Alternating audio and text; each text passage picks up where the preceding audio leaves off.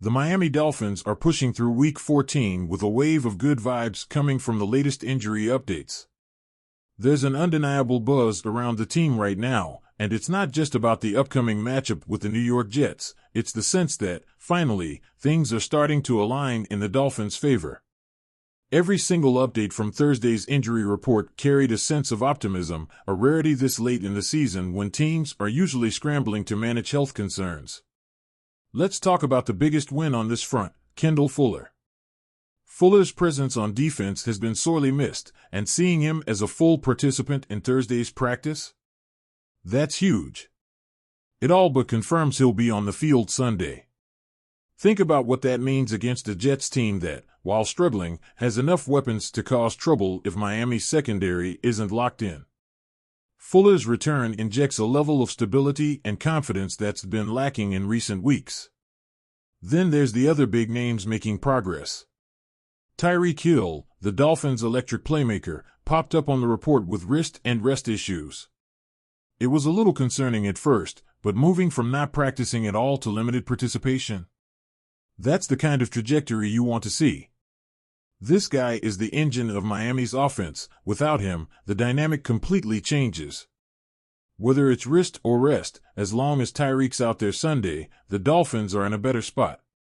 Kendall Lamb, Anthony Walker Jr., and Jordan Poyer also made similar strides, shifting from no practice to limited participation. It's the kind of pattern that suggests the team's training staff has things under control.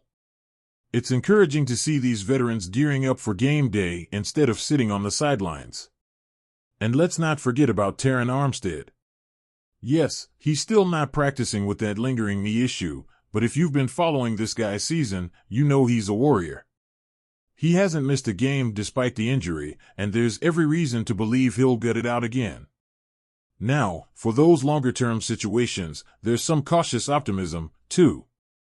Isaiah Wynn remains on the PUP list, as do linebackers Bradley Chubb and Cameron Goode, but both Chubb and Goode were limited participants in practice for the first time this season. That's a significant step forward. Whether they're ready to contribute immediately or need more ramp-up time, just having them back on the field is a psychological boost for the team. These are players who can make a difference when the stakes are highest, and their return couldn't come at a better time. Other notable mentions from the injury report include long snapper Blake Ferguson, who was a full participant after coming off the reserve/non-football illness list. That might not sound flashy, but special teams depend on guys like Ferguson being sharp. Meanwhile, players like Raheem Mostert, Benito Jones, Kader Kovu, and Alec Ingold are managing their respective injuries but seem on track to contribute in some capacity. But let's pivot to another hot topic swirling around the Dolphins this week, the narrative that this team is soft. It's a tough accusation to swallow, especially for a fan base as passionate as Miami's. Assistant head coach and tight ends coach John Embry didn't hold back when addressing the issue. He was blunt, maybe even brutally so, but his honesty is refreshing. When asked if dominance in the trenches is a fair way to judge toughness, Embry agreed but didn't stop there. You can't argue with the results, he said, admitting the Dolphins have to own that label until they prove otherwise. And he's right.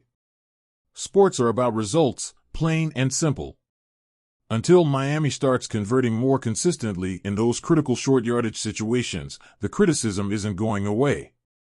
Embry's words should resonate not just with the players but also with fans who want to see this team take the next step.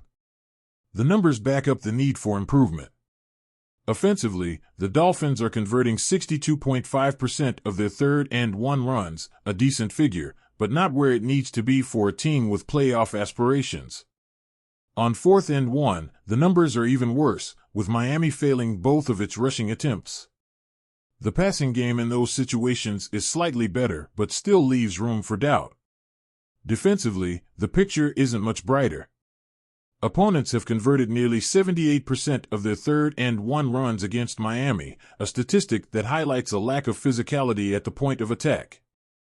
4th and 1 situations have been a mixed bag, with opponents succeeding 50% of the time on the ground. Through the air, the defense is allowing conversions at a clip of 66.7% on 3rd and 1. These are the moments that define games, especially against teams like the Jets, who are likely to test Miami's mettle in those exact scenarios. If the Dolphins want to shake off the soft label, it starts here. Every short yardage play is a chance to rewrite the narrative. Every snap in the trenches is a statement waiting to be made. The truth is, Miami has the talent to flip the script. Players like Christian Wilkins, Jaylon Phillips, and Zach Sealer have the ability to dominate up front. It's not about potential anymore, it's about execution. The same goes for the offense. With weapons like Tyreek Hill, Jalen Waddle, and Raheem Mostert, there's no excuse for inconsistency in converting those crucial plays.